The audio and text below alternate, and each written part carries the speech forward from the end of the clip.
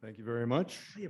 Good evening. The time is 7 p.m. and today is Tuesday, April 4th, 2023. My name is Fred Chase, and I'll call to order this meeting of the Bridgewater Town Council. If the councilors would kindly join me in a salute to our flag.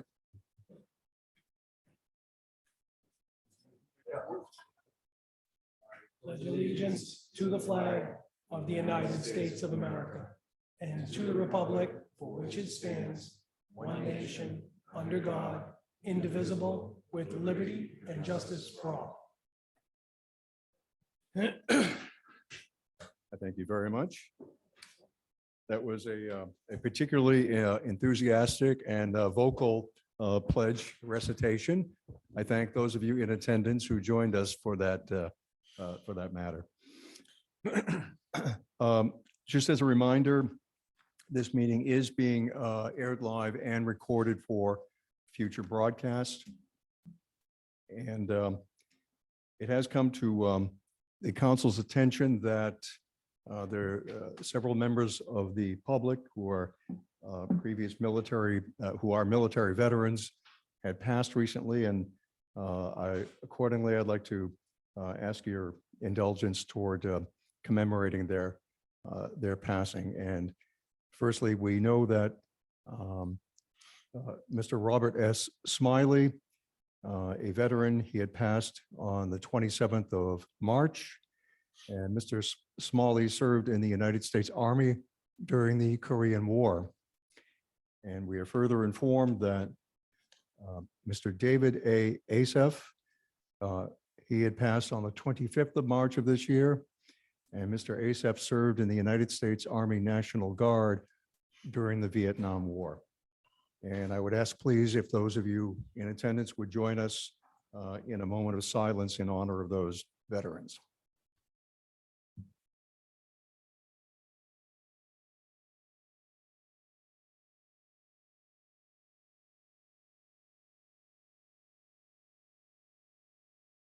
I thank you very much.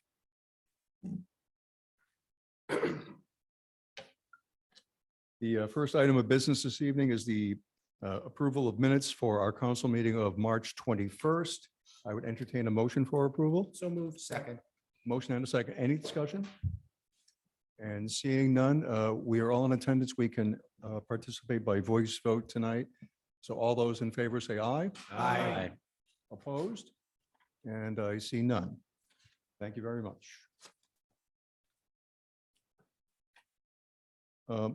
Moving on to announcements. I do have one brief announcement this evening. As the councilors and I think many residents here in town know, we have scheduled, I should say, town management and the council have scheduled a session to take place on April 11th on the Bridgewater State University campus for the purpose of discussing matters related to our downtown revitalization efforts. And it's something I think that is certainly very much in need, and we're all very much looking forward to that. Some members of the public may have become aware of it through emails or just word from neighbors. So there's been some discussion about it. And I just wanted to point out one important fact, which is that it is being conducted as a council workshop. And what that really means is that while it is a publicly posted meeting, it is not intended for public participation or public comment. It will be viewable, but more importantly, just in coming weeks, we will be planning in various ways additional avenues for public input on this matter. Actually, I would like to, just for a moment, with the council's indulgence, invite our Community and Economic Development Director, Mr. Bob Rulli, if you would kindly offer a few remarks in connection with this announcement. Thank you, Mr. President and council members. Yes, the workshop will be live streamed on Facebook. It is our intention immediately following the workshop to start the public engagement process. That might be Little League games, soccer fields, hockey games in the schools. Getting public input into this is very important to us. Having participation and understanding what the community is looking for, having the community understand where we think this should go is important. So I look forward to that. I'm encouraged and enthused that people actually wanted to come to the workshop outside of the council. So I think this is going to be a really great opportunity for the town to start to realize some of the initiatives that have been talked about for many years now. Thank you. Thank you very much, Mr. Rulli. I appreciate your comments. Moving on, we do have a proclamation this evening, and I will read to those in attendance. This is a proclamation to celebrate Arbor Day in the town of Bridgewater. Whereas in 1872, the Nebraska Board of Agriculture established a special day to be set aside for the planting of trees. And whereas this holiday, called Arbor Day, was first observed with the planting of more than 1 million trees in Nebraska. Whereas Arbor Day is now observed throughout the nation and the world. And whereas trees can be a solution to combating climate change by reducing the erosion of our precious topsoil by wind and water, cutting heating and cooling costs, moderating the temperature, cleaning the air, producing life-giving oxygen, and providing habitat for wildlife. And whereas trees are a renewable resource, giving us paper, wood for our homes, fuel for our fires, and countless other wood products. And whereas trees in our town increase property values, enhance the economic vitality of business areas, and beautify our community. And whereas trees, wherever they're planted, are a source of joy and spiritual renewal. Now, therefore, the Town Council of the Town of Bridgewater, Massachusetts does hereby proclaim April 28th, 2023 as Arbor Day in the town of Bridgewater, and urges all citizens to celebrate Arbor Day and support the efforts to protect our trees and woodlands. And we further urge all citizens to plant trees to gladden the heart and promote the well-being of this and future generations. I thank you very much for that. I'll ask the councilors before you leave this evening, if you would kindly join me in signing this proclamation. We have the original right here, and you're already beating me to the punch. That's great. Thank you. We can move on to citizen open forum. And I would ask if there are citizens who care to step forward to address the council, please do so. I think I noticed Mrs. Holmes, if you'd like to step forward. Thank you. Thank you. Good evening, council members, and thank you, President Chase, for addressing and bringing forward this proclamation. I really hope you will all support it. My name is Nicole Holmes. I'm at 80 Old Farm Road, but I'm also a member of Bridgewater's newly formed tree committee. So I just really wanted to come forward tonight and talk a little bit about some of our early action items. One of which is getting the town of Bridgewater to be designated once again as a tree city. We understand that at some point we were Tree City. There might be some remnant signs, but we are no longer a Tree City. Basically, if you're not aware of what it is, Tree City is an awards program that provides public attention and national recognition for local commitments to community trees and forests. It's sponsored by the Arbor Day Foundation and administrated in Massachusetts by the Department of Conservation and Recreation's Urban and Community Forestry Program. So based on early research, we have discovered that there are 4 standards that the town needs to meet in order to be designated as a tree city. 1, we must have a tree board or department, and the tree committee can count towards that goal. So check mark number 1. Secondly, we need a tree care ordinance. And the current shade tree ordinance that the town has, we reviewed with DCR, that is acceptable and would check that box. Even if it will be edited or amended in the future, the current ordinance that we have for this year of 2023 would count. We need to be able to prove that we have a minimum community forestry annual budget of $2 per capita. And That we talked a little bit about, that can include any work related to the management of community trees, administrative costs, equipment costs, in-kind services. So we're still kind of digging into that, but some back of napkin calculations with the DPW, our roadway superintendent, Paul DaCosta, we think that we easily cover that. And the fourth goal that this town must meet is to have an Arbor Day observance and proclamation. So this proclamation will be an extremely important step and part of that, that item that we just need in order to be able to get the paperwork in and move forward. And in addition to all the perks and the honors and the signs that we will get, there are a lot of benefits, including the ability for the town to actually apply for challenge grants once we're a tree city. And those can be anywhere from $7,000 to $50,000 matching grants that can go towards, management plans, our tree committee, tree surveys, inventories. There's lots of good things. They also provide some training for staff in the town or members of the tree committee or others. So certainly seems like a great program. And I'm really hopeful that you'll all support the proclamation, and we will keep you posted on the Tree City application, which is due by December 31st. So thank you. That's great. Thank you, Mrs. Holmes. Are there other citizens who care to step forward? If you'd approach the podium, please. Mrs. Flesh Cadero. Thank you. Rebecca Fleisch Cadero, Deerfield Drive. I wanted to thank you once again. I try to do this every time I speak. It's wonderful to be in this country where citizens have an opportunity to speak at the local government level and beyond. I'm excited to hear about the proclamation for the Arbor Day. I think that's a great thing. I want to thank the tree committee for all the work that they're doing.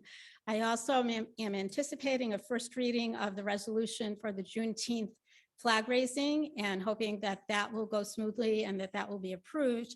And I'm also anticipating a second reading and a vote on the Pride flag resolution. And that's the real reason that I'm here. I'm hoping that we can easily and without too much trouble strike the word gay from, I think it was petition 2023-027, which is currently says it's a resolution in recognition of Gay Pride Month. And after the 321 meeting, it was brought to our attention that use of the word gay in that context is exclusionary and excludes and is exclusionary to other LGBTQ+ people. Striking the word gay will allow us to rectify an unintended slight as we're all learning about and being sensitive to others. Thank you. Thank you very much. Are there other citizens who care to step forward? Kindly introduce yourself and identify your street. Hi, it's Laureen Powers, 41 Sunrise Drive, and I'm a member of BCCR. I'm here for a few reasons this evening, but primarily to inform all of you that BCCR will be holding a standout this coming Saturday, April 8th, from 10 to 11. Our focus is to bring attention to the persistent and escalating issues related to gun violence. BCCR has been holding standouts since 2016 when our group first organized. The past couple of years, we have been standing out at least once a month, sometimes twice, because unfortunately, the issues affecting social justice and civil rights are constant and increasing.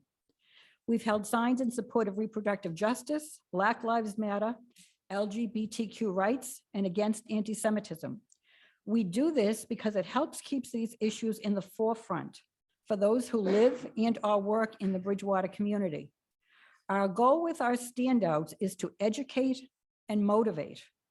We're hopeful that our presence may encourage individuals driving by to possibly contact their local legislators in support of the issues I previously mentioned, or to possibly bring their children to our Pride flag raising, which we are hoping will be approved this evening. We also feel that our standouts send a positive message to the community at large. That Bridgewater is a welcoming community that has a focus on diversity and inclusion. In closing, I invite all of you to stand with us this Saturday or at a future standout. Although we do occasionally have impromptu standouts, we usually make a decision at our monthly meetings as to the focus and date for the following month. I'd be happy to send that information to Debbie so she can share with all of you. And for those who are not aware, we stand in the sidewalk in front of the Walgreens parking lot and then spread out at different points in front of the common just to kind of catch every car that's driving by. And on a Saturday between 10 and 11, there's a lot of traffic there. Okay. Also, you are happy to bring your own sign, but you do not need to do that. Thanks to the creativity of Ren and Domingo, we always have extras. And I believe Fred and Mark can attest to that. If you would like to view a few pictures from our standouts, as well as learn what other events we are planning or involved with, please go to our website. Just Google Bridgewater Communities for Civil Rights. Thank you for your time. Thank you, Mrs. Powers. Appreciate it. Are there other citizens who care to step forward? Yes, Sam Baumgarten, welcome. Sam Baumgarten, 60 Short Street. Good evening, councilors and Mr. Dutton and Mr. Rollins. First, I want to thank you for your support of the tree program. I like my trees and my shade and my fresh air, so I'm happy that you're supporting that. Over the past few years, thanks to your boldness and your sensitivity to human rights, you and other iterations of the council have made Bridgewater a more welcoming community by declaring your support for Pride Month, Juneteenth, and Indigenous Peoples' Day. And by doing so, you have set an example for other towns and other governmental leaders. This is a wonderful thing. But now I suggest that you need to continue setting the example because the work is not done. You cannot rest on your laurels because, as I'm sure you're aware, incidents of hate continue unabated. You must speak up again and again as long as needed. As both Ms. Cordero and I noted at the last council meeting, silence is not an option. This message was recently repeated in a full-page Globe ad sponsored by the World Jewish Congress, and I brought it just for a little show and tell. A full-page open letter to President Biden asking him as the leader of our country to speak out against the anti-Semitic acts that we have seen. And to quote from the letter, this is not just a Democratic or Republican issue. It does not come only from the left or from the right. It's not just a problem coming from non-Jews. Many Jews going back in time were also silent at the time when they needed to speak up. Also recently in the Globe, there was a letter about an incident of white supremacist graffiti in Laconia, New Hampshire. And in that town, both the Human Relations Committee and the mayor spoke out against this incident. Now, some of you may see this request as a little bit outside your purview, but it cannot be because all human beings are within your purview. So I and other BCCR members, we need more allies. So please, as a council, make more motions, make more resolutions, repost the existing proclamation and read it regularly, and then share these with others. Put them on the Facebook page, put them on your website. These resolutions about the pride flag and Juneteenth, put them out there so people who look at our website will see them and not have to hunt through and see that Bridgewater right up front is a welcoming place.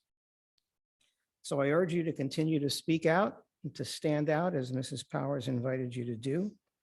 And as I learned recently, you need to remember, which is a little scary thought, is that advocacy is a lifelong activity. It doesn't end as tired as we may get. And if you lead, others will follow. So I hope you'll join us on Saturday. And I also hope that some of the people sitting behind me, especially the young folks, will join us and start standing out with us. Thank you. Thank you, Mr. Baumgarten. Are there other citizens who care to address the council? Dr. Hunt, thank you. Carlton Hunt, Austin Street. Thank you for doing the Arbor Day. As a native Nebraskan, I understand the planting of trees is incredibly important. Also, I want to thank the councilors that have put this order before you for the energy aggregation. I just thank you for stepping up to the plate, and hopefully it will go forward. Thank you. Thank you, Dr. Hunt. Any other citizens for citizen comment? And seeing none, I think we will move on. We have no appointments, nor hearings, nor license transactions this evening, nor presentations. We can move directly to the town manager's report. And I would like to turn it over to Mr. Dutton. Thank you, Mr. President. Just few items on my town manager's report tonight. The fire station planning update. That planning work is still ongoing. The architectural work is ongoing. We are still on track for a September site work bid package and then a general bid package very soon after that. We also are taking care of one minor wetland delineation piece that's being completed this month and will be presented to Conservation Commission at their next meeting. So that's really all I have on fire, but anybody have a question on fire station? I'm happy to answer. Yes, Councilor McKinnon. In my third meeting, I brought up how the price is going to keep going up as it has been. And I rewatched the meeting and I kind of realized I worded things wrong when I'm bringing up local and all. The only reason why I brought up all these local companies, the property that abuts it is a tree farm company that will cut down some trees and clear it out. You go by CVS, you go by Rite Aid, when they redo things, they rent out these storage containers. Once we get the architectural design done and all that, maybe we should think about buying some of the TPO or the rubber for the roof, get some HVAC, if it's going to be brick. The longer we wait, the more it's going to cost the citizens. That's all I really want to say with that. I know it's a process, but if we can look into maybe renting out some storage containers and filling them up with some construction materials and all that, because I mean, every half a year, every quarter, it's going to go up at least 15 to 20% the price in the recession we are in, because we are in one by definition. So that's all I really wanted to say when it comes to that. Those are great points. And I think to your point, I think that's partly one of the reasons that we want to make sure that we get a bid pack, the site work bid package out as soon as possible. Yeah. And one of the reasons the Mitchell School came in at the price it came in, much below estimate, was precisely what you're talking about. General contractor was able to go out and secure material the ahead. supplies very quickly. So Yeah. point well taken. That's it for me. Thank you. Thank you both. Are there more questions for the town manager about the fire project?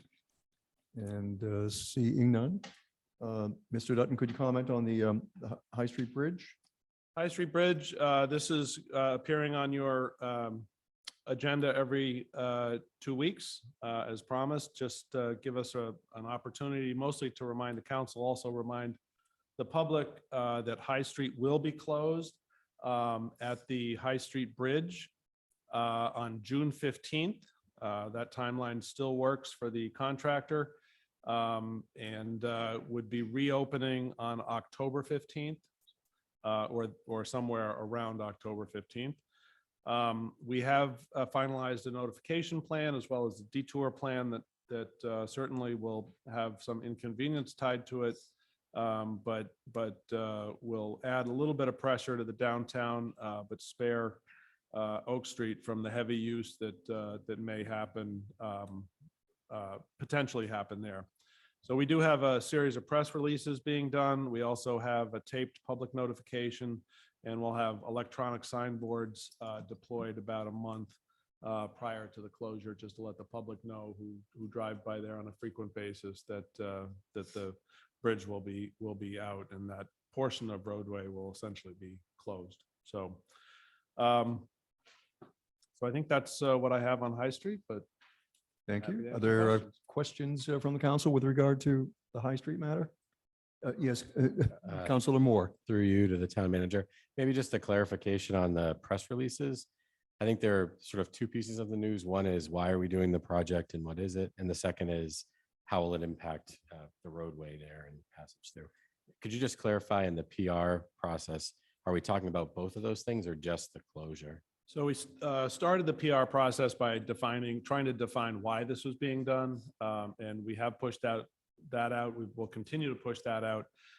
As we get closer and closer to the actual closure, the focus will be more and more on the closure.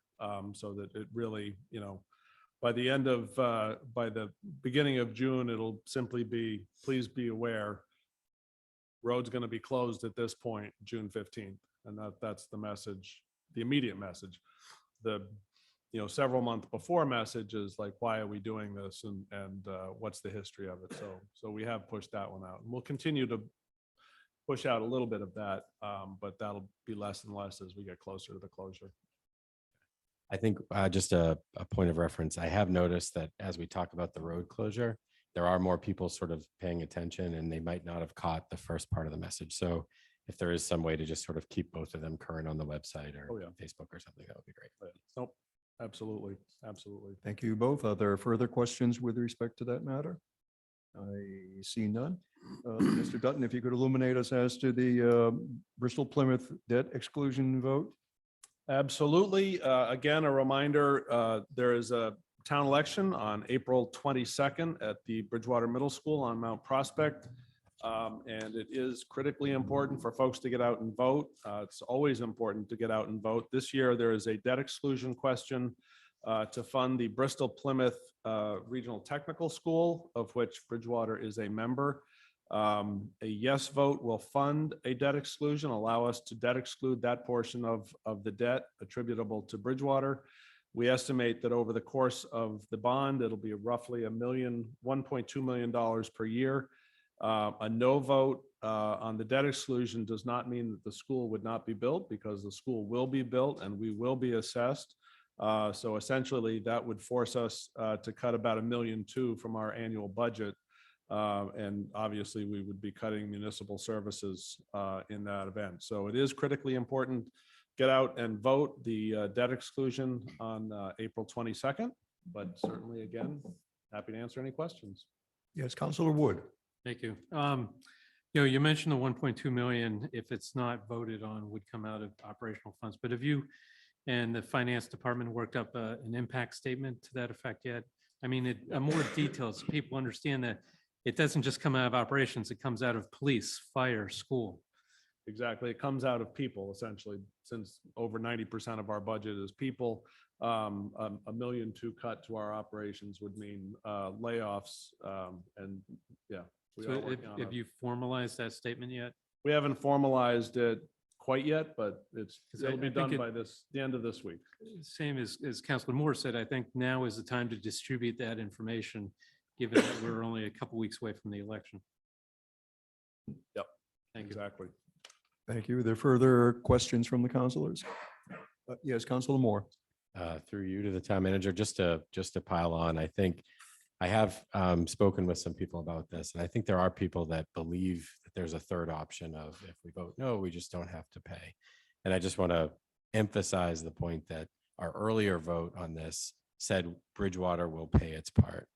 And now it's a question of, do we pay by cutting staff, or do we pay through the debt exclusion process? We'll try to, once we get that statement out and issued, we'll try to make it as clear as possible. Debt exclusions for a lot of people are confusing, but we'll try to make that as crystal clear as possible. Great, thank you. Thank you. Councilor Lindy. Through you to the town manager. Would you be willing to do some PR about this if I were able to secure the services over at BTV so we can educate the community about the debt exclusion? Absolutely. I don't call it PR. Yeah. Counselors can advocate. I can't really advocate necessarily one way or the other, but I can certainly explain. Right. And we want to make sure it's crystal clear to the public what exactly they're voting on. So I will take you up on that. Absolutely. Okay, I'll be in touch. Thank you. Thank you. Any further questions? And seeing none. We have scheduled no discussions for this evening. Are there any committee reports that the councilors would like to make us aware of? And I see none. We can move right to legislation for action. And the first item is petition P 2023-027, a resolution in recognition of Gay Pride Month. And I'd like to recognize Councilor Moore. If I could, I'd like to make a motion to strike the word gay. I would second that motion. And as it was explained to us earlier by Mrs. Flesh Cordero, Bridgewater Citizens for Civil Rights have brought forward this matter on petition to the council. So it is indeed their measure that they're proposing us to adopt. And they've, I think, made an appropriate case for the deletion of what was an inadvertent inclusion of the word gay in the measure as it stands before us. So I would ask if all those in favor of deleting the word as they've requested kindly vote aye. Oh, I'm sorry, Question Counselor on the- Wood. Question Yes. on the amendment on discussion. Yes. So striking it everywhere it appears, correct? Yes, that's correct. From the title or throughout the body of the measure. That's correct. So Yes, yes, Counselor Gallagher. are we replacing it with the LGBTQ? No, it's actually, well, it appears in the context of, as you can see, Gay Pride Month. And I think that the preference is that it refers simply to Pride Month. Okay, And I so there's really no substitution, but just the deletion of that word. Yes, Counselor Moore. And if I could just clarify the motion, I am specifically looking to strike it. I believe it appears 2 times, once in the title and the second time in the last paragraph where it says the town council once again fully supports the gay pride flag. We would change that to just the pride flag. And again, the intention is to be inclusive, as was described to us. I think the term accidentally is not. Thank you, Counselor. Any further discussion on the matter? Seeing none, we have the motion before us to make that amendment to the petition. I would ask all those in favor It's a roll kindly call vote vote. aye. Is it roll call vote? I'm sorry, a roll call? I'm sorry, it is indeed for a roll call vote. My mistake. Mr. McKinnon, Yes. Mr. George. Yes. Dr. Perry. Yes. Mr. Moore. Yes. Mr. Chase. Yes. Ms. Robinson. Yes. Mr. Lindy. Yes. Mr. Gallagher. Yes. And Mr. Moore, Mr. Wood. Yes. Sorry. 9 in favor, 0 opposed. Thank you very much. And now the main motion is before us, and I would entertain a motion for approval. I'd like to make a motion to approve. Second. Thank you very much. Motion and a second. I appreciate that. Any further discussion? I see none. If we could have a roll call vote, please. Mr. McKinnon, Yes. Mr. George. Yes. Dr. Perry. Yes. Mr. Moore. Yes. Mr. Chase. Yes. Ms. Robinson. Yes. Mr. Lindy. Yes. Mr. Gallagher. Yes. And Mr. Wood. Yes. 9 in favor, 0 opposed. Thank you very much. Moving on to Resolution FY 23-006, Annual July 4th Community Celebration. And I would defer, please, to Councilor Perry for comment. Thank you, Mr. President. We brought this up at the last meeting and voted to keep this at the council level for today, but this is a resolution just to allow the Fourth of July committee in town to have a thermometer placed in front of the building here to illustrate their fundraising efforts for this year's celebration. They're in desperate need of at least $40,000 for this year's celebration.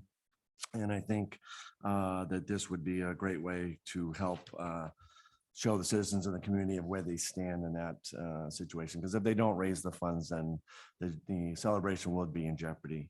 And being a former president of this committee, I felt it important to bring it up. So I do encourage the council to support this today, and I'll certainly make a motion for approval. Thank you very much. We have a motion for Second. approval Second. and a second. Thank you. And is there discussion? And I see none. If we could kindly have a roll call vote, please. Mr. Wood. Yes. Mr. Gallagher. Yes. Mr. Lindy. Yes. Ms. Robinson. Yes. Mr. Chase. Yes. Mr. Moore. Yes. Dr. Perry. Yes. Mr. George. Yes. And Mr. McKinnon. Yes. 9 in favor, 0 opposed. Thank you.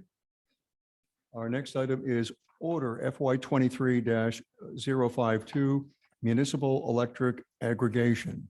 And I would be happy to defer to either Councilor Gallagher or Councilor Lindy, who were the principal proponents of this legislation, if they'd like to make any introductory comment. Sure. It was a team effort between Councilor Gallagher, myself, and Councilor Chase. So we had a wonderful presentation at our previous meeting by Dr. Carlton Hunt about municipal electric aggregation. And what we're trying to do is explore it and, you know, if necessary, hire a consultant, ask the town manager to prepare a feasibility study in consultation with the Department of Energy Resources and move on and hopefully offer savings to all of our residents in the town if we find out that it's applicable. Thank you very much. Counselor Gallagher. Thank you, Mr. President. Just quickly, again, I think this program that was presented to us a few meetings ago is certainly a worthwhile program to explore that will help the people of Bridgewater, the residents of Bridgewater, save money on their electric bill if they choose, if the town implements this and chooses to go in this direction. I know that I think later this month, National Grid is supposed to come out with their next 6 months of charges. So this may be a motivating factor of moving this forward if they don't see fit to lower their rates. But we need to do what we can do to help the taxpayers and residents of the town save some money on the astronomical electric bills we had to endure this past winter and continue to endure. Well, I thank you very much, Counselor. I appreciate that. I would entertain a motion for referral of this matter to the Budget and Finance Committees. I'll make that motion. Second? Motion and a second. Any further discussion? And seeing none, if we could have a roll call vote, please. Mr. McKinnon? Yes. Mr. George? Yes. Dr. Perry? Yes. Mr. Moore? Yes. Mr. Chase? Yes. Ms. Robinson? Yes. Mr. Lindy? Yes. Mr. Gallagher? Yes. And Mr. Wood? Yes. 9 in favor, 0 opposed. Thank you. Our next item is Order FY 23-053, Town Clerk's Salary. And I'd like to defer to Counselor George for comment. Thank you, Mr. President. So I brought this forward. We did have some discussion in regards to the town clerk salary. I think that Mrs. Hunt has done a phenomenal job in her term. And we looked at comparison, and bringing her up this step will bring her in line to what we feel is appropriate compensation for her skills and what she brings to the table. So that's about it. I thank you. Question. Yes, Counselor Robinson. Thank you. I know this has come up before. I actually have a question for our town manager. Was this, or actually maybe for you, was there a benchmarking study done? Yes, And who was it conducted by? it was done by the finance, help me out here, Mr. Dutton. Maybe Mr. Dutton, can you respond? And let me give you a little bit of preface. I am specifically asking because this did come up in FinCom last year, Mhm. and there had not been a benchmarking study done for the proposal. So There it was there requested that Yeah, there was one done. I can't tell you off the top of my head, but we can get back to you on that. Yeah, we did do a benchmark study a number of years ago, and we have since used those classifications in the compensation tables with adjustments. We do adjustments to those tables every year, every 3 years. So we've adjusted, adjusted that. But this particular order does reflect pretty much exactly what other non-union personnel have received year over year, if that helps. And I believe it was done about 3 years ago. Okay, so so I just want to be really clear. So the benchmark study was done 3 years ago with adjustments since then. We have, I think it was done for more than 3 years ago, but we've made adjustments right across the board to all staff. And this fits right in with that. I will, just for the benefit of some of the new counselors, I will remind the council that the council's role here is to set the salary of the one elected official that serves in a full-time role. So that is the council's position, or that's the council's role in setting the salary. So it's Right. just a little quirky. So Yeah, definitely understand that. But like I said, because when it was presented last year, there was not a formal benchmark study that was presented to FinCom. The research had been done by the town clerk herself. So that's why I'm asking, because like any other position, there should be work conducted, whether it's, now granted, I realize these other positions would be different, whether it's a new police chief or a DPW employee. But I am all for pay equity. Yep. No, I But did not. but I'm also for, taking the proper steps to ensure that what we're approving has had its due diligence. I did not, I wasn't aware that last year that wasn't presented. We can get back to you and I can work with Mr. Dutton on that. Okay, that'd be great. Thank you. Thank you very much. Further questions, Counselor Moore? Sure. Thanks. Just a clarifying question, maybe two, actually. One is, I just wanted to confirm it is an hourly position. So we're approving the hourly rate with an expected annual spend. Is that right? Correct. Okay. And then the second is, I know you mentioned the person who's in the role right now, but the wage is for the actual role independent of who's been elected into it, correct? So Say that again? it's for the position, not the person.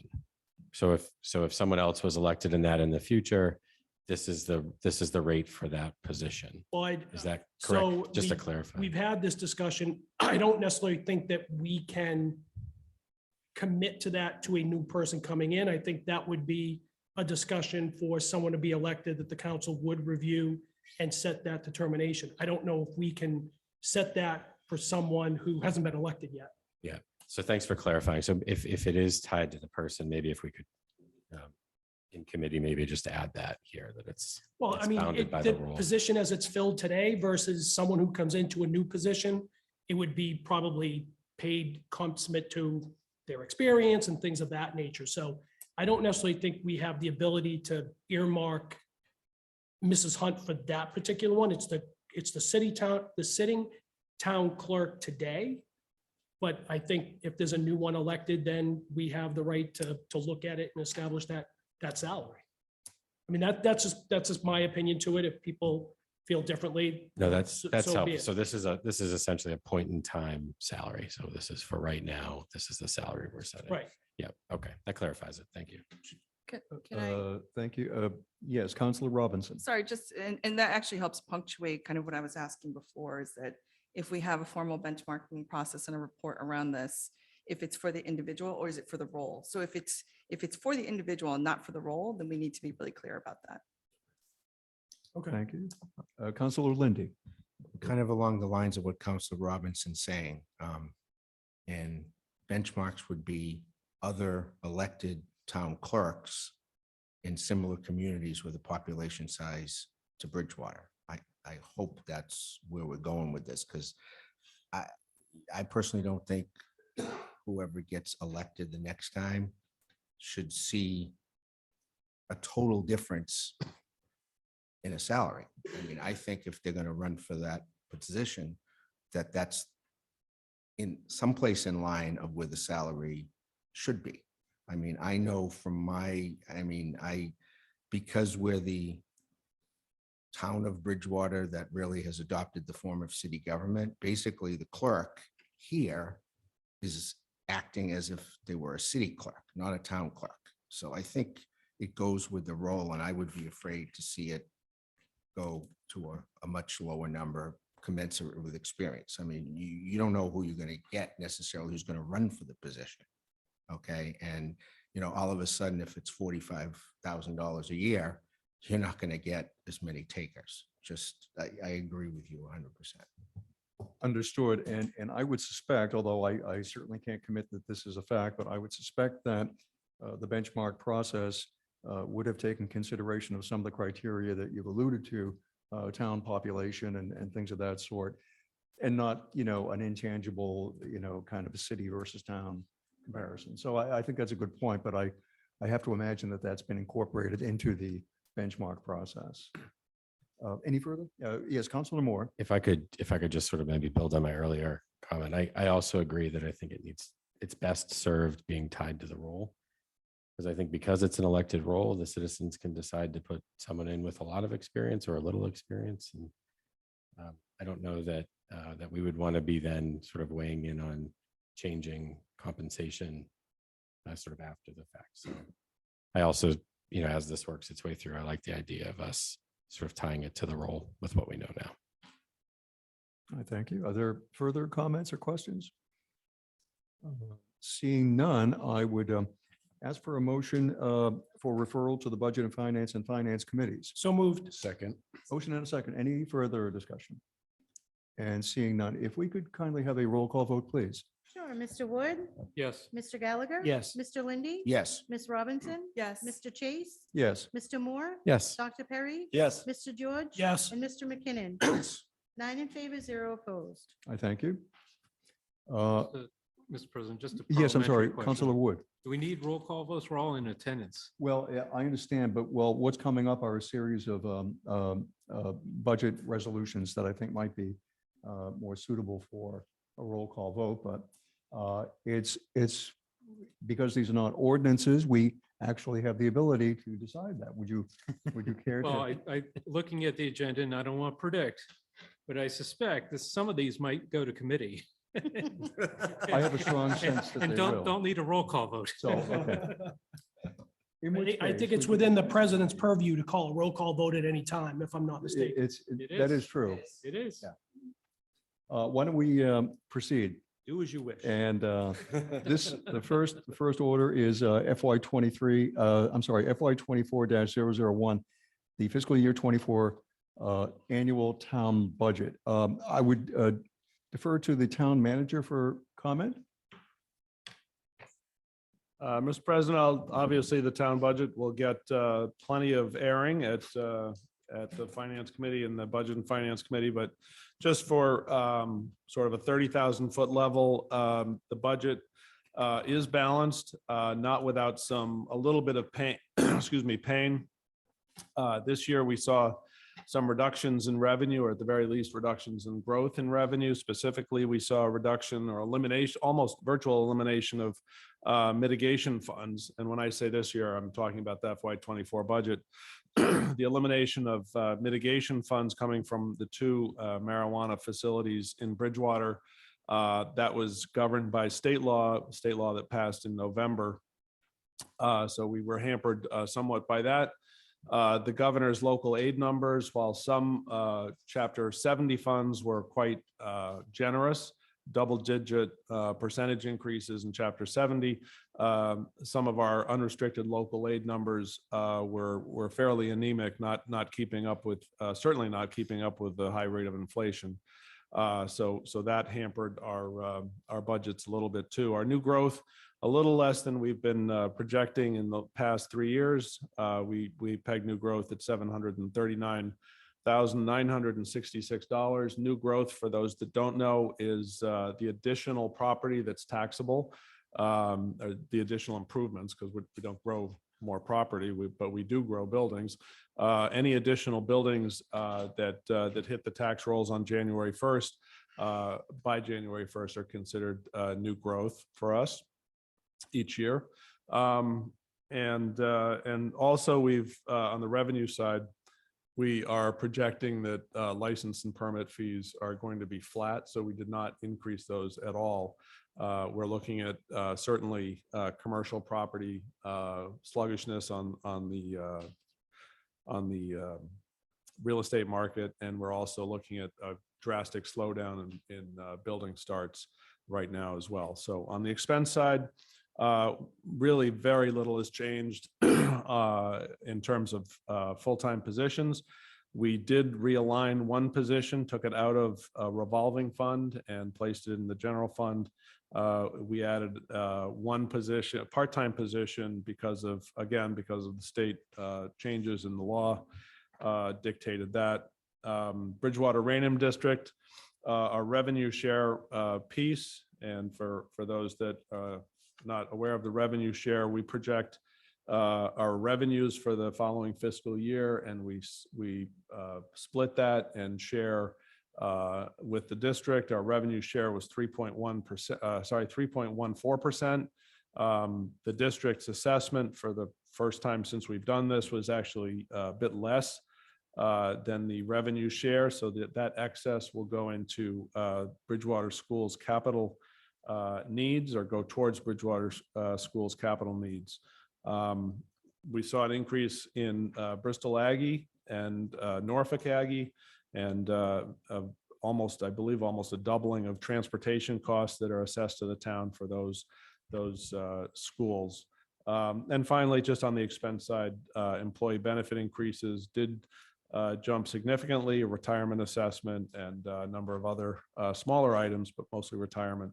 And we are looking at over a 10% increase in some of those or in a compilation of those line items. So we sort of hit on the revenue side, and so that drives the expense side to be pretty much flat. We're not looking at any new hiring. We're not looking at any dramatic changes on the expense side. So, but I certainly would encourage a referral to Budget and Finance Committee, and we'll get into the nitty gritty. And for anybody that wants to come and enjoy Budget and Finance or Finance Committee meeting, you're always welcome. Thank you, Mr. Dutton. Motion to move to Budget and Finance Committee. Second. Motion and a second. Thank you. Any further discussion? And seeing none, if we could have a roll call vote, please. Mr. McKinnon, Yes. Mr. George. Yes. Dr. Perry. Yes. Mr. Moore. Yes. Mr. Chase. Yes. Ms. Robinson. Yes. Mr. Lindy. Yes. Mr. Gallagher. Yes. And Mr. Wood. I did take the under at 8:30, but I guess you're in charge, so yes. 9 in favor, 0 opposed. Keep talking like that, it's a guarantee. Sorry to disappoint. Moving on, another budget matter. Budget order FY 24-002, the 2024 Water Enterprise Fund budget. And if I could please, Mr. Dutton.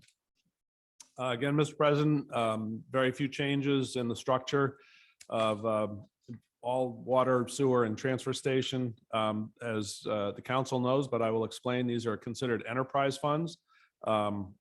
An enterprise fund under Massachusetts law essentially, or DOR, essentially means it's a separate business, and the income from the business has to cover the expenses of the business. So for water or sewer or transfer, the fees that residents pay for those services goes directly to fund the budgets, the expense budgets of those enterprises. So again, water enterprise, no significant structural changes, mostly just reflects salary increases, which were quite frankly a little more than normal because of our effort to try to get DPW employees generally up to their peers in other communities surrounding us, and help us with very tight recruitment efforts on a lot of those open positions. So, but otherwise, pretty much structurally the same. Thank you, Mr. Dutton. And I would entertain a motion for referral to the Budget and Finance Committees. So moved. Second. Motion and a second. Thank you. Any further discussion? Councilor Moore. Just another quick question through you to the town manager. I guess similar to the earlier comment, a lot of these increases are due to salary. And so if it's possible to get the benchmarking data so that we can see that when it comes back through, that would be helpful. Absolutely. Thank you. Are there further comments, questions? And seeing none, if we could please have a roll call vote. Mr. Wood. Yes. Mr. Gallagher. Yes. Mr. Lindy. Yes. Ms. Robinson. Yes. Mr. Chase. Yes. Mr. Moore. Yes. Dr. Perry. Yes. Mr. George. Yes. And Mr. McKinnon. Yes. 9 in favor, 0 opposed. Thank you. Moving on to Budget Order FY 24-003, the fiscal year 24 Sewer Enterprise Fund budget. And once again, please, if you would, Mr. Dutton. Not a whole lot more to say about sewer that wasn't similar to water, although they are different. The only thing I will say about sewer is that Finance Department is now working on adjustments to the sewer rates. We knew this was coming when we voted water rates, which was a difficult increase, I think, for people. But it does fund improvements to the water system. In the case of sewer, we are embarking on what will end up being over the next 5 years, about a $60 million upgrade to the sewer plant. And so the rates will increase, and the council will see a proposal for sewer rate increases. But for right now, again, the structure of the sewer is good. The structure of the budget is good. Nothing much has changed there. But you will see debt coming on in 2025 that we will have to raise rates in order to satisfy. So just that's sort of projecting out to 2025 while we're working on 2024, but I just want to let you know what's in the offing. Thank you, Mr. Dutton. And I would entertain a motion for referral to the Budget and Finance Committees. So moved. Second. Motion and a second. Is there a discussion? And seeing none, if we could kindly have a roll call vote. Mr. McKinnon, Yes. Mr. George. Yes. Dr. Perry. Yes. Mr. Moore. Yes. Mr. Chase, Yes. Ms. Robinson, Yes. Mr. Lindy. Yes. Mr. Gallagher. Yes. And Mr. Wood. Yes. 9 in favor, 0 opposed. Thank you. Budget Order FY 24-004, the fiscal year 24 Transfer Station Enterprise Fund Budget. And Mr. Dutton, as you have anticipated, if you could kindly offer introductory comments. The transfer station enterprise, for those that have been to the transfer station, you know that you pay a fee to be able to dispose of trash and garbage. That fee goes to fund the operation. It goes to fund the final disposal of what gets deposited or left there. It also goes to fund any amounts that we have to pay for recycling services, and goes to fund the salaries of the few people, the one person that works at the transfer station. So again, it's an enterprise fund, it's a business, and the revenues have to be able to meet the expenses there. So no significant structural changes. We are increasing some of the disposal rates to be competitive with area towns. That's so we'll see an increase in revenue, and we want to make sure that we are building some reserves in order to make improvements to the transfer station over the next several years. So we're going to start now by building some reserves there. I thank you, Mr. Dutton. And I would entertain a motion for referral to the Budget and Finance Committees. So moved. Second. Thank you. Motion and a second. And Councilor Wood. Through you to the town manager. So now that I'm a faithful user of the transfer station, I, as well as many others, know that there's a volunteer down there. And the volunteer works many hours on weekends and a couple other days. And I think that given the amount of work that this volunteer does, that this is actually an unpaid position and that it should be paid. And we had talked about increasing the salaries line somehow to include a pay for that up to this point volunteer. Were you able to do that, or are we still looking at an issue here? We have not done that in this budget. We have increased the revenue line in order to, which reflects the increase in rates for some of the items that we dispose of, but we have not budgeted in an additional salary. But we can look at that through Budget and Finance Committee process.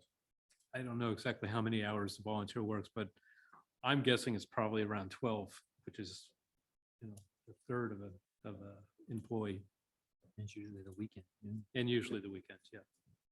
Thank you, Councilor. Are there further questions? Yes, Councilor Perry. Thank you, Mr. President. Through you to the town manager. So just in the recent 2-3 years, are we seeing an increase in use of the transfer station based on, various controversies on home pickup and things of that nature?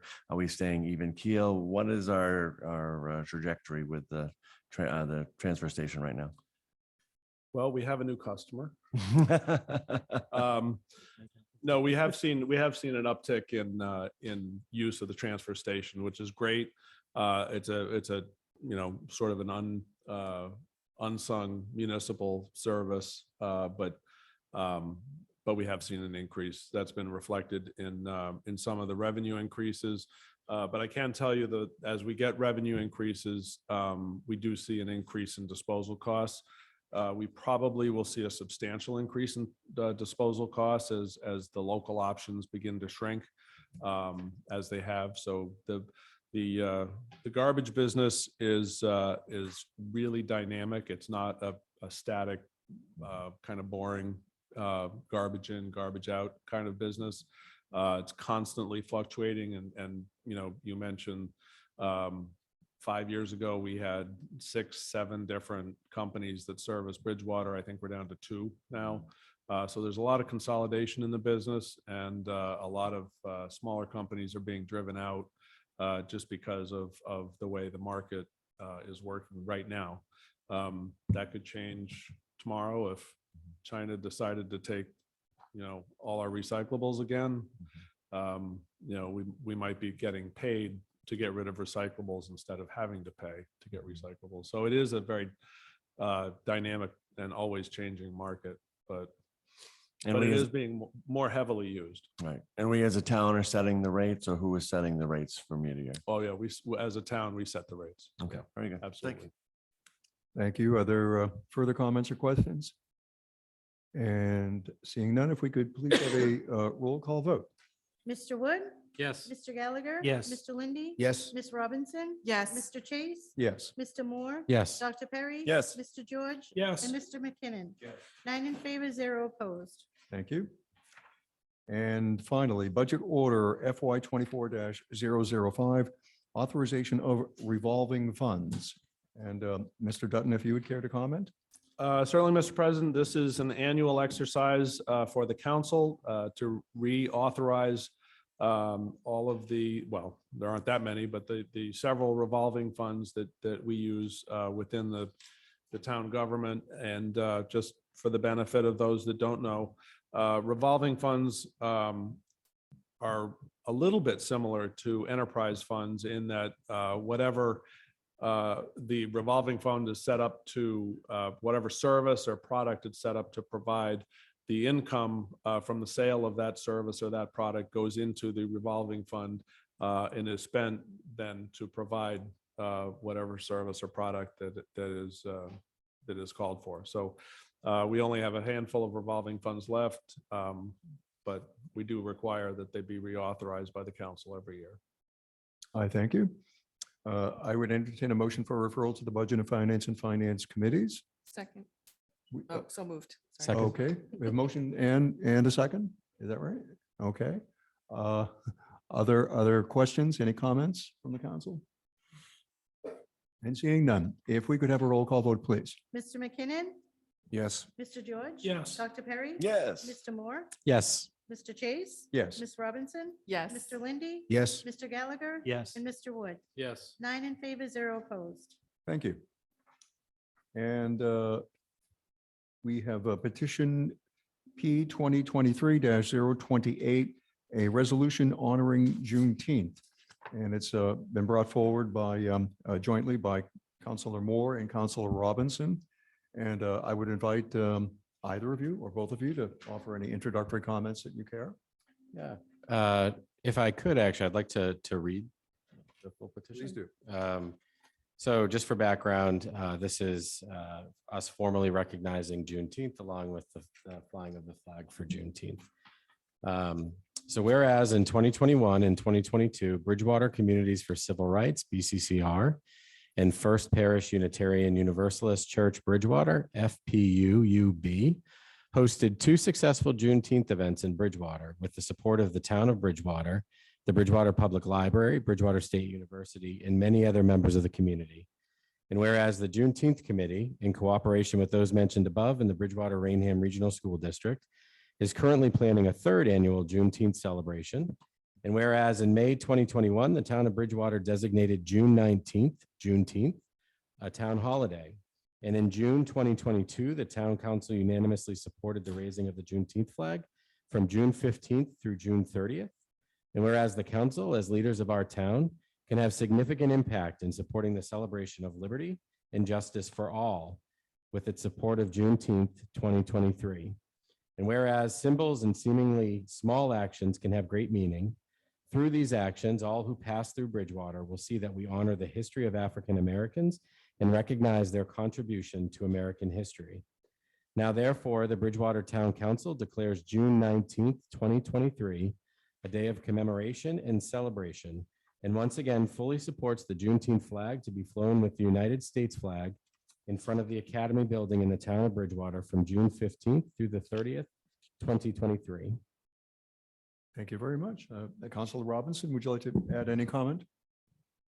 I think the only other thing I would just add is just another thank you to BCCR and other community members who are just persistent in support and recognizing all of the members of our community. because that is who we are here to serve. So appreciate that and appreciate support from our fellow counselors here. Well, thank you very much. I would entertain a motion that we keep this matter on the council floor for consideration finally at our next meeting in 2 weeks. So moved. Is there a motion in favor of that? Second. Motion and a second. Thank you very much. Any discussion? Councilor Wood. Just a question. So I was trying to understand the significance of the pieces of the flag presented in the agenda. And when I Googled the flag, I didn't find that particular rendition. I found a lot of other ones. Is there some history around this particular rendition? I can actually answer this. Please do. If that's okay. Appreciate that. So glad you did your due diligence and actually looked. I actually have done some work in advocacy, and so I'm really familiar with different versions out there. You're correct. So there is a little bit of history, and I'm not going to go into all the details, but the original historical flag is very, very different. It's red, white, and blue, and actually is a little bit of a take off the Lone Star of Texas. As the years evolved, those in the Black and brown communities really wanted to recognize a more Pan-African flag that had different colors to really recognize the struggles of you know, the Black history struggles in this country. So that is why you see this evolution to these additional bold colors. Now, to your next point around the iterations, you're right. There's a lot of them. And so some tend to be a little bit, you know, more ornate, and some are a little bit, you know, simpler. I actually did have a conversation directly with a member of one of the organizations that is putting the Juneteenth, part of the Juneteenth committee. And she did inform me that there was very lengthy discussion between the members around which specific flag to use because of that exact question around the history. And so they actually, you know, presented all their sides and voted as a committee for those folks that are putting on the Juneteenth event. And they felt very comfortable with this recommendation to be reflective of what they wanted to portray. So I'm so glad you asked, because I had the same question as well. And I think what was really reassuring is that they, you know, they had some really healthy discussion around it, because it can be very, very personal around which version of that flag should fly. So, but hopefully the, you know, the real sentiment that's coming across is the fact that it is there to honor Black Americans in this country. Counselor, thank you so much. That was very enlightening. And quite frankly, your comments reminded me of a scene from My Cousin Vinny. You are indeed the expert that we need for that particular question. And I'm very glad that you have the details. Another right take in on there. Counselor. Great movie, by the way. Thank you very much. So you know, we'll be talking about Posy Track. We have a motion and a second, and if we could have please a roll call vote. Sure. Mr. Wood? Yes. Mr. Gallagher? Yes. Mr. Lindy? Yes. Ms. Robinson? Yes. Mr. Chase? Yes. Mr. Moore? Yes. Dr. Perry? Yes. Mr. George? Yes. And Mr. McKinnon? Yes. 9 in favor, 0 opposed. I thank you. We've reached the time for citizen comments at the conclusion of our council meeting, and I would invite any citizens who care to step forward to address the council, please do so. Please identify yourself by name and your street. Thank you, Mr. President. My name is Lou Stone. I live on High Pond Estates on Plymouth Street. I have a comment and a thank you. The comment I have was on the recycling center. I went there today for the first time. I didn't know what to expect. What I got was very friendly people, very helpful. It was very easy to get in and out of there with no issues at all. So thank you at the recycling center. The thank you I have is for the members of the council for their vote to ask the town manager to have a feasibility study on the aggregation program, when, if it gets accepted and voted in, will help every citizen of Bridgewater with their electric bills. Thank you very much. And another thank you, if I may, to the Energy Committee Chairman, Mr. Hunt. when I worked with him and gave him a lot of information. And then he went and got more information and put together that great presentation that the council agreed was very helpful. I also got permission from the president to distribute to the council members a copy of the town of Pembroke's plan, which was passed when I was on the Board of Selectmen there. So again, I thank you very much for your fast action. This is a very important program, but there was a lot of questions that needed to be answered. And you did that in short order. Thank you very much. And I look forward to hearing how this plan is going. And while I'm giving out thank yous, I'll thank the town manager as well and the president for the courtesy that I've received coming here before you. Thank you very much. Well, I thank you very much, Mr. Stone. Your support for the energy aggregation matter has been very helpful to us and very informative. We thank you. Are there other citizens who care to step forward to address the council? Yes, Mrs. Flesh-Cadero. Rebecca Flesh-Cadero, 135 Deerfield Drive. I wanted to let the committee, the councilors know that I am the person with whom Councilor Robinson had the conversation about the flag. So I wanted to thank you all for investing time and energy into looking into what it is that we're doing. I also wanted to clarify that when we do these things, we engage with our constituents. So when we were raising the pride flag, we inquired of those who are more familiar with that community than, for example, I am, to see what was a good representation for them. And I'm on the flag subcommittee, as well as I'm a co-chair of the Juneteenth committee. When we went to the, when it came to the Juneteenth flag, which flew for the first time last year, that flag design decision was not made by the flag raising committee. It was brought to the Juneteenth committee. And there was a lot of conversation, as I mentioned, to Town Councilor Robinson around that. And I invite all of you at any time to email me or contact me via mobile. I know you all have my email address and my mobile number because I've been in touch with all of you, as Councilor Robinson and Councilor Moore did. If you have any questions around anything, because we appreciate, as I said, your support. We want you to be comfortable with any decisions that we made. And I did want to clarify that that decision was made by the Juneteenth committee. And then our committee, the flag committee, took over and did everything from there. So thank you again for your inquiries. And you know, you have my mobile number and my email address. Thank you. Thank you very much. Are there other citizens for citizen comment? Anyone else? I see none. We could move to council comments. And if I would, I'd like to begin with Councilor McKinnon. First off, I just want to start off saying happy Passover, Good Friday and Easter to those who celebrate it. Wanted to give a quick little update on the town landing or the old canoe launch there as of this weekend or next weekend. Cement and the dirt should all be out of there and there should be fresh loam all ready to go.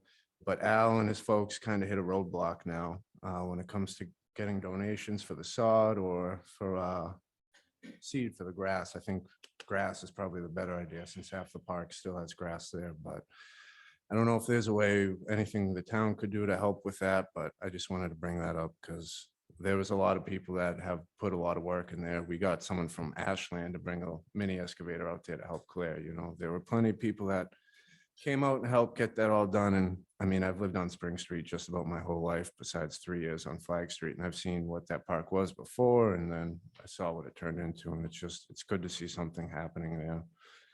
And last, I just want to say, hopefully the Bruins win 3 out of 5 more games, best team ever. And then next meeting, hopefully we're up 1-0 in the series, or we're playing while we're here. And if that's the case, you'll see me in the Bruins gear. Thank you, Council. I think maybe there's a duck boat parade in our future. I'll be Thank you there. very much. I'd like to turn to Councilor George.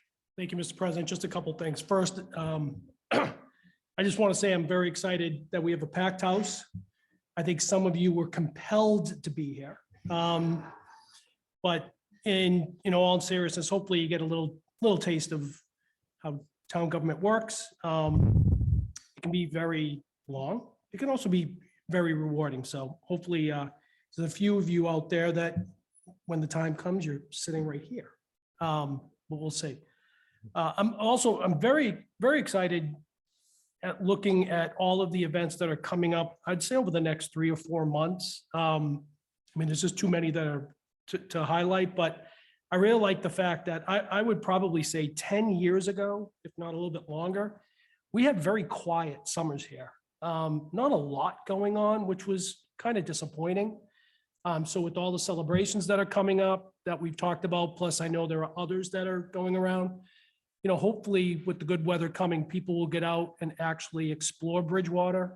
And just, you'll be, even people that have lived here all their lives are coming across things that Bridgewater has that they weren't aware of.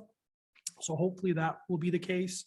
And the last thing is, I just want to say a brief comment. I did go to the school committee meeting, the last one. It was pretty sobering in regards to their final budget ask. They had to make some pretty dramatic reductions to the point where they will not be adding to staff for the next coming year. It's unfortunate. You know, I will say that it has nothing to do with Bridgewater side of the house, at least as far as I know. But I think they've got their work cut out for them on the upcoming budget cycle. And also, I will say for the public record that I do fully support the debt exclusion for Bristol Plymouth. Not only is it something that I think we can absorb individually on average, but it's also a great asset to our community as well. So that's all my comments. Thank you. And Councilor Perry. Thank you. You stole a lot of my thunder there, but that's okay. We'll go over a couple other things. I saw you write it down. But no, I do actually want to recognize, we do have a packed house here tonight, and recognize the parents and leaders and the Scouts of Troop 88. I know quite a lot of them personally since I was the Cub Master for a lot of these Scouts when they were Tigers not too long ago. So it's good to see these guys. They're a lot bigger than the last time I probably saw them. But it's great to have them here tonight.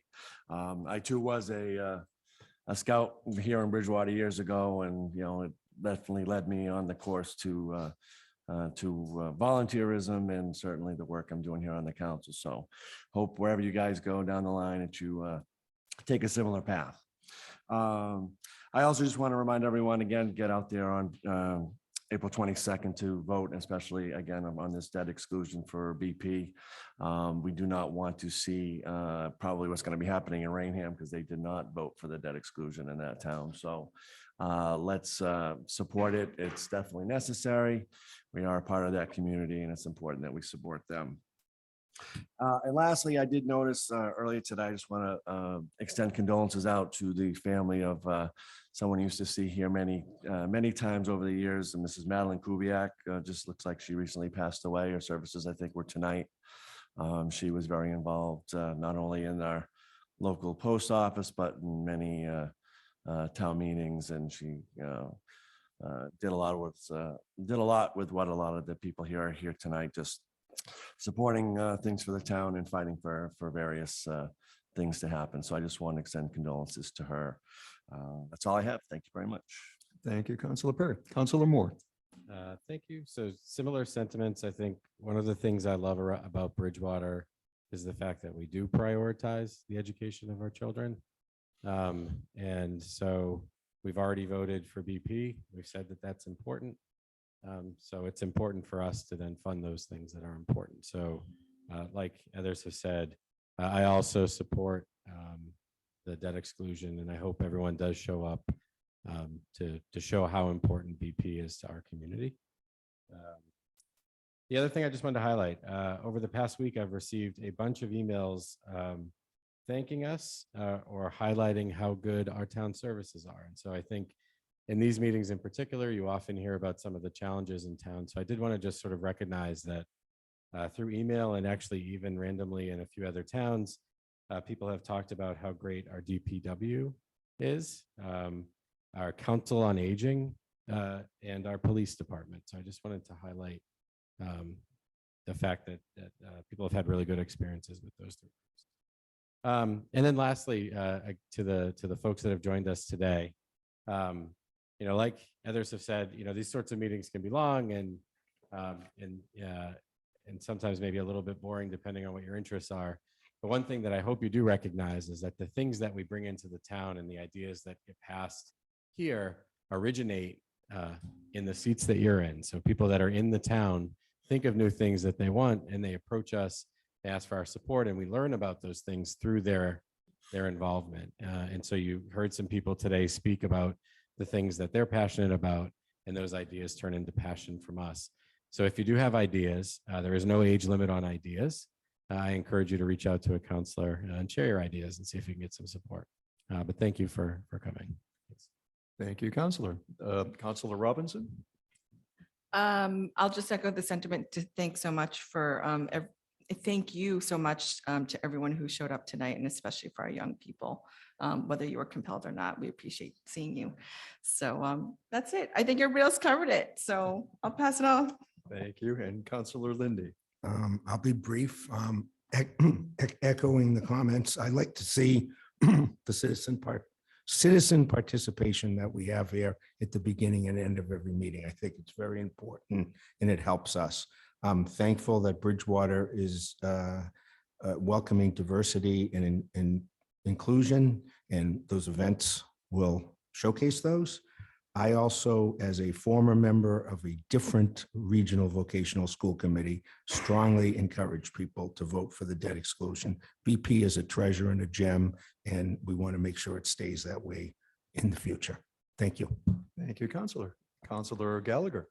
Thank you, Mr. President. Just a couple of things tonight that I wanted to highlight, and that is we do have one more meeting before these next two topics I'm going to talk about. So I will also talk about these things in 2 weeks, but I wanted to make sure we stayed here till at least after 8:30. Anyway, yeah, Saturday, April 22nd is our town election. And I think, there's not a lot of people running for office in the sense of competition, but we do have people that have filled all the positions, which is good. But I think the most important issue on the ballot is the debt exclusion for the Bristol Plymouth High School. The trades are very, very important. And I grew up in a family of 8 kids, and I have 4 brothers and 3 sisters. And my father instilled on 3 of the brothers to go to the Southeastern Regional Vocational Technical High School. One of them went and became a plumber, electrician, and welding. And I had a sister that went there and became a dental assistant. So they're very, very important. When it came to me, they didn't know what to do. So those trades are not me. That's why I call plumbers and I call electricians and I call service organizations to help me with projects that I can't handle. Because to me, I push paper and I still push paper today. So it's very, very important. The trades are important to our community. They're important to people that are looking to purchase a home and need those specialties that they're not able to do. So I encourage everyone, no matter what the vote is, we're going to have to pay for it. Wouldn't it be better to pay for it through a debt exclusion than to decimate our budget? I also want to talk about on April 28th, we will have a townwide cleanup. Wind Waste Management has again volunteered to donate a dumpster, trash bags, gloves, all the material we need to walk around the center of town and other areas in town that you choose. I'm sorry, it's April 29th. Sorry, I had the date wrong. But it's that Saturday, right? It's a Saturday. Saturday, April 29th will be the townwide cleanup, and we'll meet right here at the Academy Building, and we'll try to get the word out. So any volunteers that want to come down to help clean up our town. So as we move forward with May and June and other summer events, the town will look a lot more cleaner and the greenery will show up better. And I'm looking forward to the April 11th event at BSU because we do have a lot to talk about and a lot of issues relative to our downtown and downtown revitalization. I think it's very, very important. And with the new economic development director on board, I think it's important to have that workshop because, there are some critical areas in our downtown that have been, sagging, as we all know, for several years, and we need to come up with a plan. I'm looking forward to our Budget and Finance Committee meetings as we debate the budget. And I know we had the Troop 88 here tonight. We had a pretty civil meeting tonight because we didn't have anything controversial to talk about. But wait till this $72 million budget comes back, then we'll have a lot to talk about in a civil way. So yeah, $72 million, which does not include our enterprise accounts, is what this town spends to run the services and so forth. So I'm looking forward to that every year. And that's all I have tonight. Thank you. I thank you. And Counselor Wood. Thank you. Couple more meetings, one more meeting, I guess, after this for me. So I'll start off like everyone else, the BP vote. Really a critical thing. I hope we can all get the word out there because if the town did support building a new school, now we need to support funding it. And if we don't fund it out of a debt exclusion at about, I think the average is going to be $33 a year, which is highly affordable. We're going to be more like Rainham, which said no to the debt exclusion. And now they're going to fund it out of their operations. So maybe they have one less firefighter or one less police officer or more, or maybe they can't next year give as much to BR because they have to pay for BP out of their operations. So it's really critical to get out. I will also note, driving through other towns, you see a lot of signs now. This is the season for town elections. You see signs for, running for rec committee, running for planning board, running for something like that. I really believe in this form of government in that we find really good candidates to fill our spots, and we vet them out through a committee that the town manager has, and then he presents the candidate, and we have a chance to ask questions if we want, and then we make appointments. And I think that's a better process overall because you find highly qualified individuals that really want to step up and do the job. Unfortunately, though, in the town of Bridgewater, you don't see a lot of signs at the election time. So Susie's running unopposed, as far as I know.